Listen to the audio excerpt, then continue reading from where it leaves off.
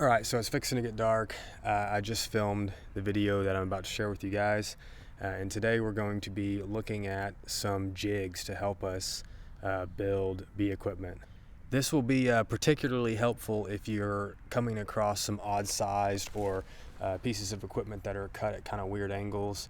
Basically anything that's not just right off the shelf that you're going to just throw through your table saw because you have a known square edges and known dimensions of the lumber that you're working with.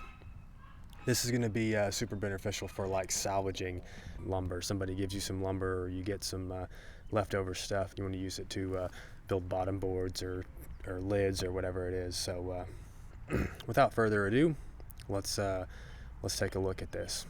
Okay, so the first thing we're going to do is attach our guide to the saw. And I picked up another saw for this because I'm remodeling my house right now and I think it'd be convenient just to leave this on. So I went to Harbor Freight and picked up a pretty inexpensive cordless saw. They had a special going where you get a battery in the saw and get a pretty good discount. So I'm gonna attach this piece of wood to the saw, and that's what is gonna guide our saw along the jig. And we'll see that in a minute, but I like to start with a little bit smaller drill bit, and then we'll step up to the size that we need for the bolts that we're using. Some that I had on hand here. So this one I'll do near the front, be like right here. And we're through. And I'll do the other side, come back with a larger bit, and then I'll show you guys the next step. Okay, so we can't have the head of this bolt on the outside here of our groove, so we need to make a little pocket for it to sit in. So we got a larger bit here, and we'll just go slow.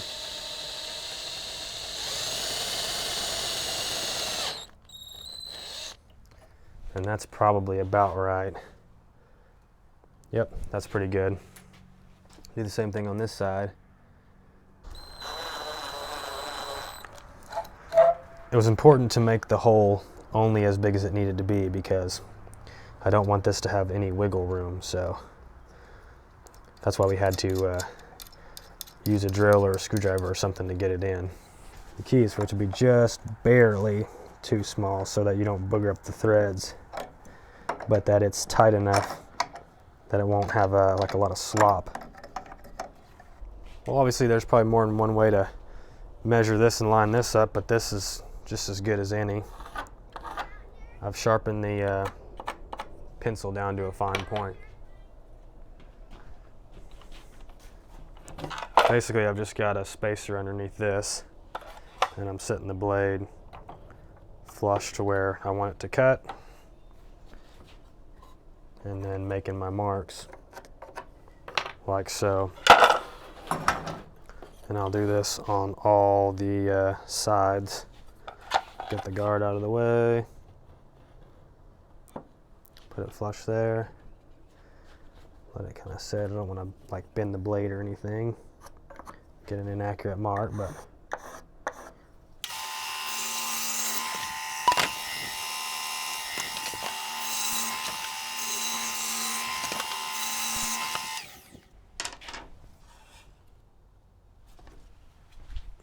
I just like to double check everything.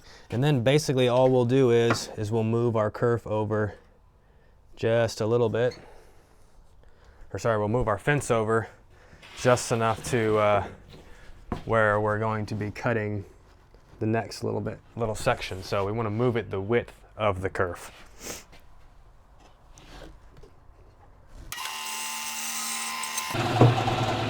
Now you can see we're going to work all the way over to this line, and I'll start filming again when I make all these cuts. Okay, so we made ourselves a little sander on this block by just ripping down some sandpaper, but before we use that, we're going to take a chisel and get any of the spots that are super high in here, especially like over here. This board's not perfectly flat, so as you push it through the table saw, you know, as the board waves, it kind of leaves some behind in places where maybe you want to get it off. So we'll run the chisel through first and take off some of these high spots like this. And then after we do that, we'll come through with the sander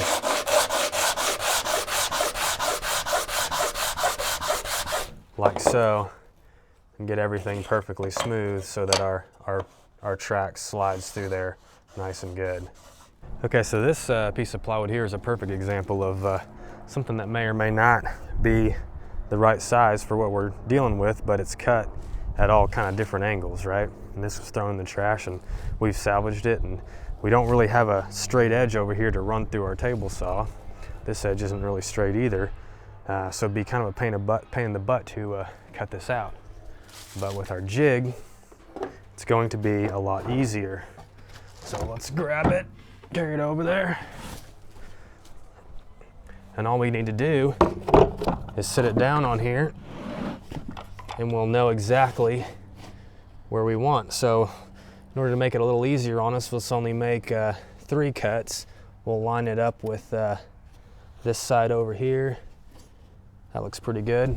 And since this side's good and straight, we'll put our clamp over here to hold it in place. Now that we've got this clamp on there, we can go to cutting.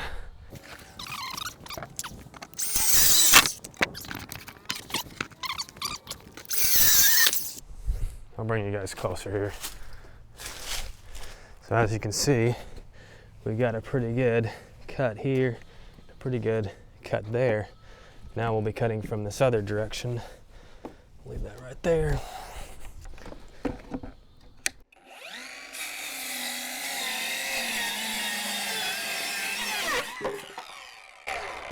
That's all there is to it.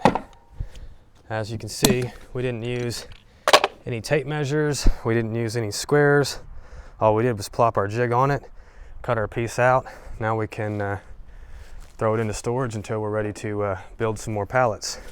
So here's an example of the lid jig here that I've screwed on, and this side was probably straight enough, but let's say it wasn't straight enough. You don't have to have a single straight edge to use this. So let's get this one cut up here.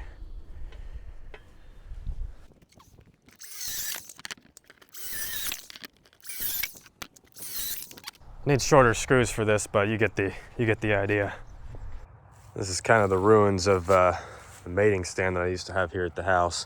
It was twice as long as this one over here, but I don't think I'm gonna use it anymore because I need this space here to have another pin to rotate the geese and the ducks over here. I want to let the grass grow up over here and then move them over here for a little while and let that pin rest and then kind of flop them back or whatever. So I'm going to use some of these cinder blocks, I think, to elevate those pallets over at the outyard so that those bees don't get so hopefully those bees will be able to defend themselves a little bit better against the skunks. So throw some of these cinder blocks on the pallet and we'll run them by over there after we go on a little hike with the kids.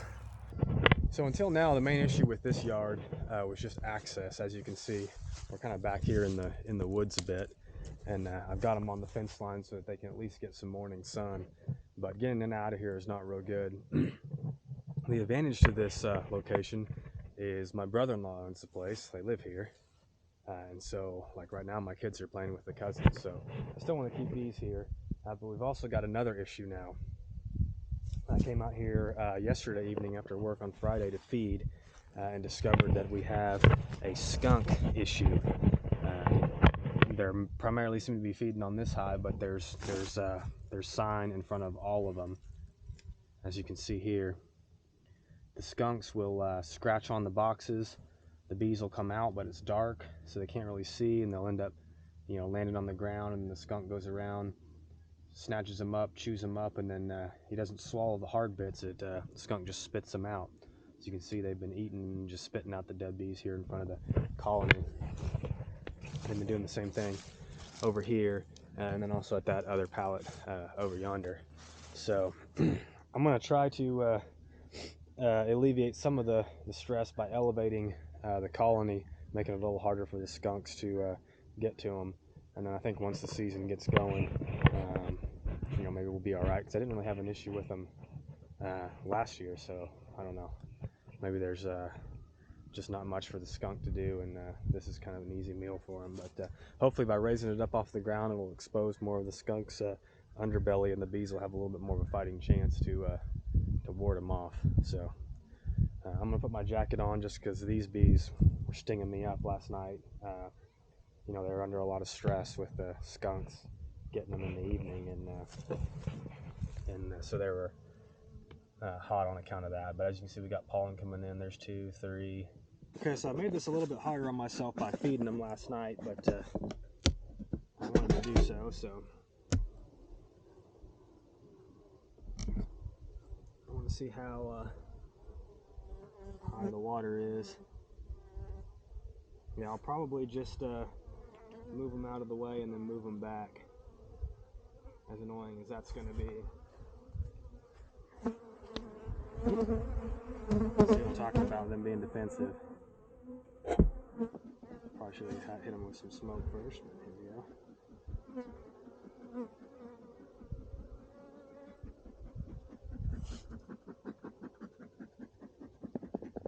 Calm them down a bit here.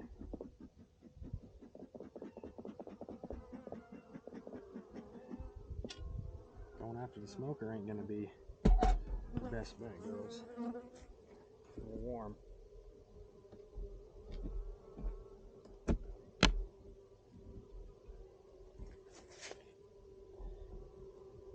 All this glued together.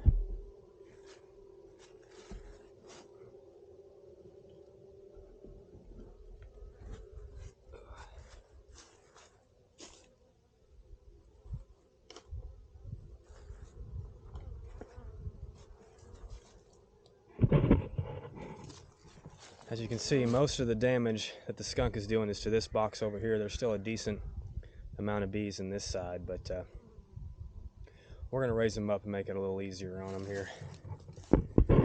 Anyway.